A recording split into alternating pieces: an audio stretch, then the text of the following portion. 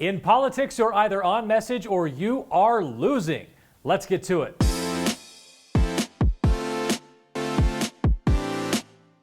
Welcome to On Message, a weekly look at where the battle lines are drawn and who is winning the war of words. This week, for the record.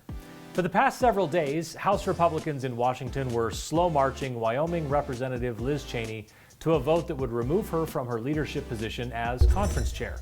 Congresswoman Cheney, the daughter of former Vice President Dick Cheney, has been an outspoken opponent of former President Donald Trump, deriding his baseless accusations of a stolen election and his role in whipping up his followers to such a frenzy that they attacked the United States Capitol back on January 6th.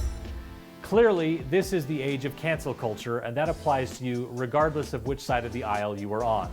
Before the vote, Cheney delivered a 6-minute speech in the well of the House of Representatives, where she had this to say. Those who refuse to accept the rulings of our courts are at war with the Constitution. Our duty is clear. Every one of us who has sworn the oath must act to prevent the unraveling of our democracy. This is not about policy. This is not about partisanship. This is about our duty as Americans. Remaining silent and ignoring the lie emboldens the liar. As she delivered those words, Congresswoman Cheney knew how the vote would go. Politicians are good at counting votes, and there was no surprise to be had.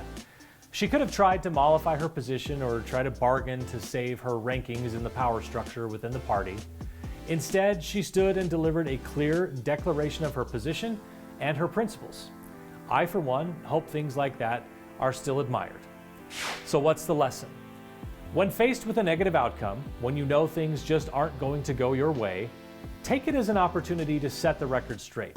Play the long game and trust that eventually people will either see that you were right, or they will, at the very least, respect you for standing up for what you believe in. Holding her ground cost Congresswoman Cheney her official standing within the Republican Party in the House.